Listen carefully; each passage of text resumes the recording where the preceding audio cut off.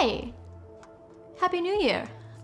I'm still here, but where is here exactly? We'll get to that in a minute. You know, instead of waiting and waiting and waiting for everything in my life to be perfect before posting another video, I decided to swallow my sense of perfectionism and just do it. So, hello everyone, and welcome back to the Neverland Book Club.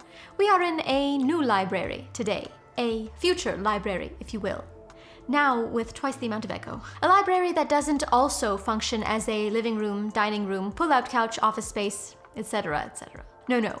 This room is just for reading. As you can see, kind of because we're hiding it quite well actually, it is unfinished for now. Pablo and I recently moved, and the old set, what you're used to seeing, those bookshelves that used to be behind me, Pablo had built those from scratch for our tiny Los Angeles apartment. But now, while the shelves are still being worked on and the atmosphere being prepped, I didn't want to deprive you, dear viewers, for another month while such cosmetic procedures take place. And so, I invite you to join me in my void with a plane overhead. Here, only stories exist, with the occasional cup of chai.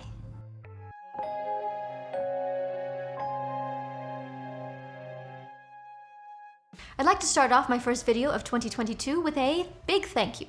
Thank you to everyone who showed up, everyone who shared this past year with me on this channel and have recommended me more books than I could possibly read in one lifetime, which is an existential crisis all on its own. I've made friends, read more new authors, experienced stories with tragedy, heartache, hope, love, reflection, and overall escape.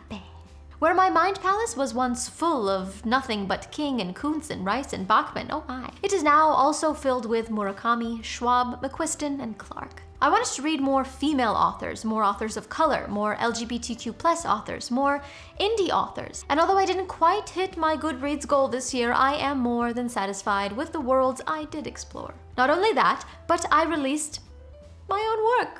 Just a little bit. As short as it may be, it was an accomplishment nonetheless, to have strangers read my work instead of, well, just me. Our subscriber count climbed faster than I had ever anticipated, and I was even able to help design a book cover with my name printed on the first page. Besides all of the other personal goals I was able to follow through with this year, I am filled with such gratitude and appreciation for you, dear viewer. Alright, enough with the waterworks. You're here for my 2021 wrap-up, so let's get started. I'll go from least to most liked, but remember, these are still my top 10, so even if it's at the bottom, it's above the other 30+ books I was able to finish this year. With that said, I will rank them on a scale from 1 to 5, second star to the rights. It's gotta be on brand. I also won't go into too much summarization for each one, since it's either mentioned in a TBR video or there's an entire dedicated review on it, so all related videos will be linked in the description if you're interested in going back in time and watching all those as well.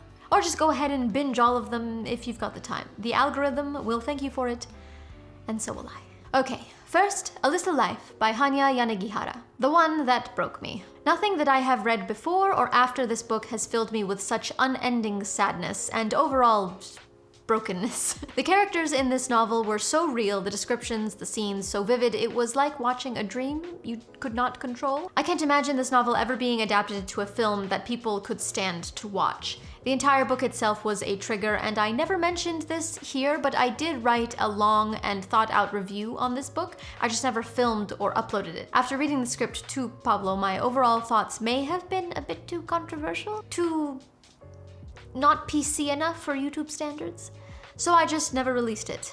Perhaps I'll make it a Patreon-only video. Either way, this one would have been higher on my list if it weren't for the actual physical, emotional, and psychological pain it had put me through. It's not fun, but brilliant, and worth the read if you're up to the task. 4 stars. To the right.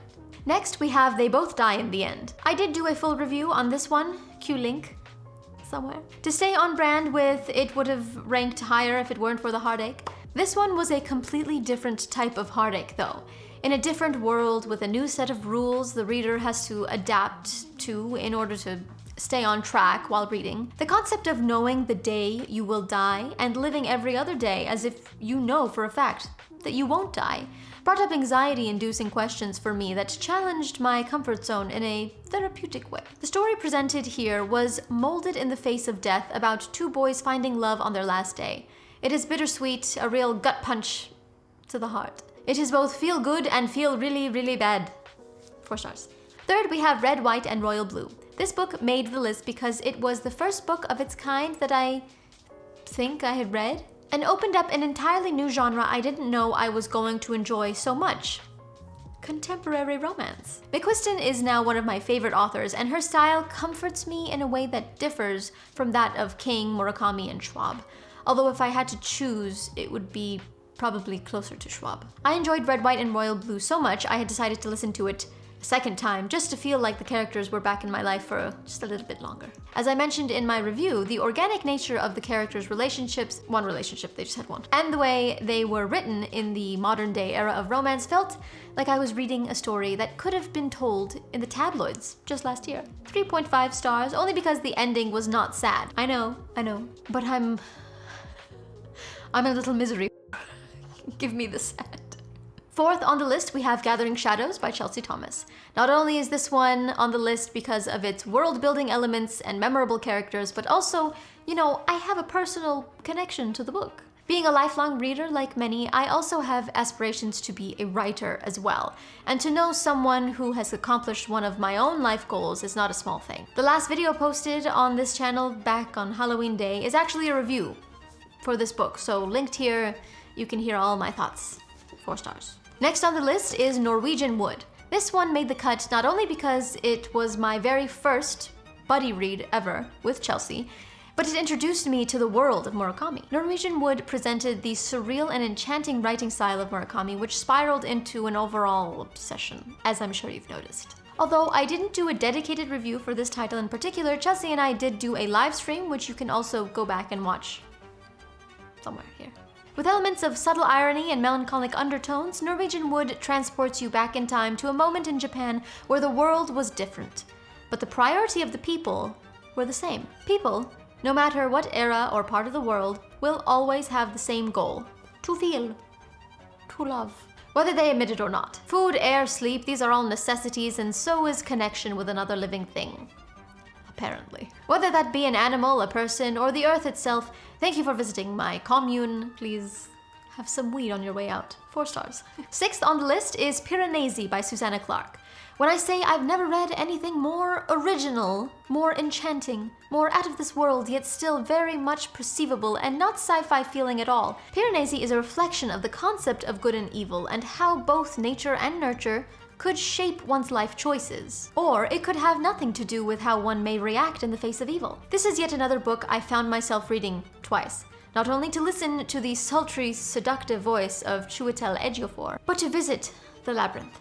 To hear the waves, feel the breeze, absorb the cool marble on my bare feet as I walk from vestibule to vestibule, seeking a greater knowledge. There was but one relatable character throughout the entire story who just so happened to also be the narrator, whose limited memory we are also limited to as a reader. This choice in storytelling is what makes the reading experience unique, clever, and frustratingly satisfying about how the plot unfolds. There is little dramatic irony because the reader never knows more than the protagonist himself. We explore this world just as far as Piranesi can describe it. We are privy to his most inner thoughts, his truth, and his detailed accounts of the nature of the labyrinth. It is also reminiscent of the atmosphere of Narnia, with hints and touches throughout the story that gives the reader a little nudge of nostalgia. This whimsical tale will not soon be forgotten in this library here. 5 stars. I'd give it an extra 1 just for the narration alone. Next, we have 1Q84.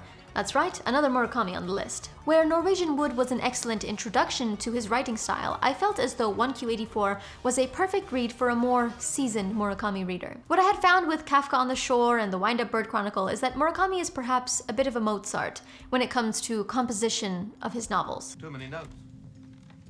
Too many notes. Too many words, too many chapters. He is a fan of the dual plot strategy that comes together at the end, but at times it seems as though he can go on for far too long on things that may not be entirely relevant to the overall story. Chelsea and I both felt this while reading the Wind-Up Bird Chronicle in particular. I believe we both felt as though it may have been a better read if it were a few hundred pages shorter. This would avoid the dreaded lagging middle, which makes for an even more satisfying end. With 1Q84, however, as long as it was, it did not feel lagging. Murakami used the two-plot method again, at first not seeming to be related, and fitting together in the end so perfectly it could have only been seen from above. This novel felt like a tapestry.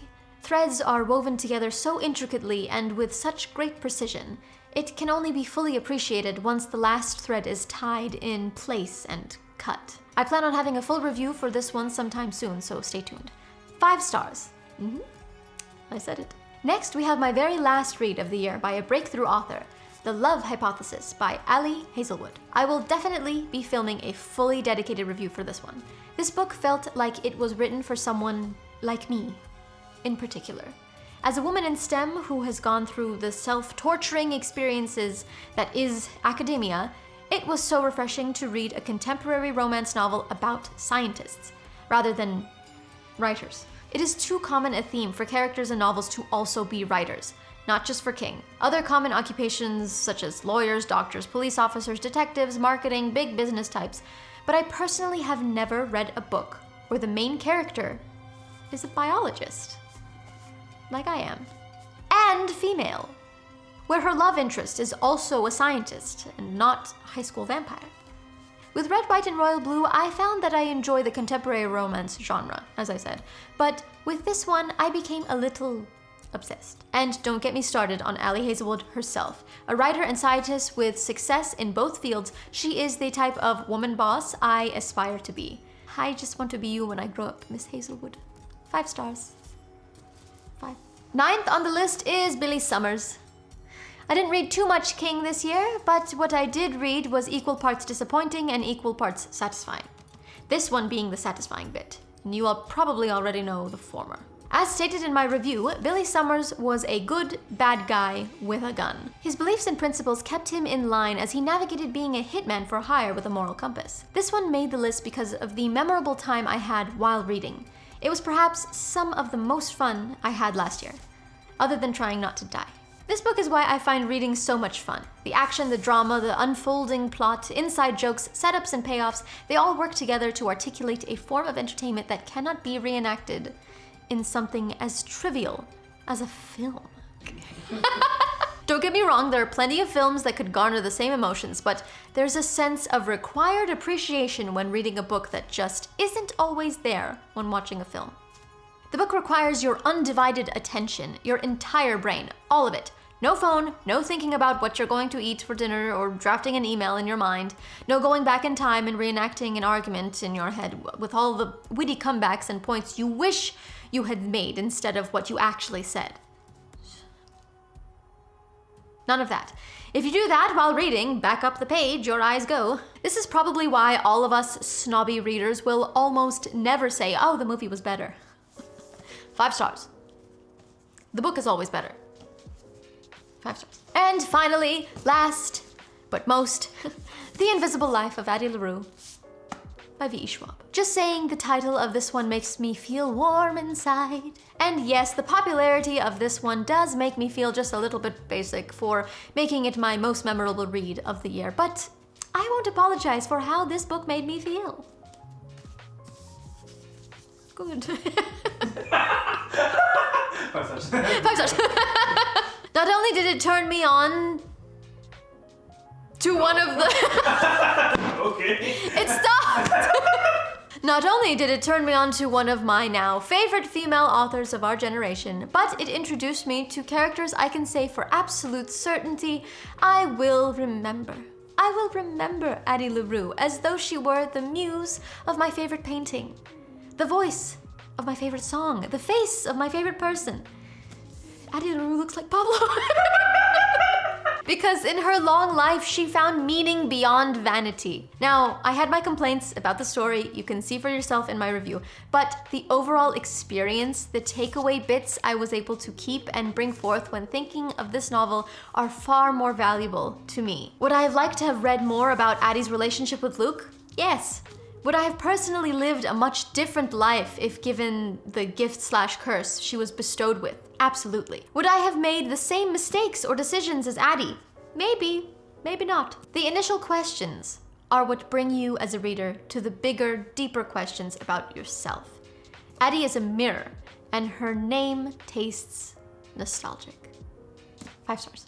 Addie is yet another novel I read multiple times last year, and it is just occurring to me now that perhaps I wasn't able to reach my Goodreads goal because I was too busy rereading the same books over and over again.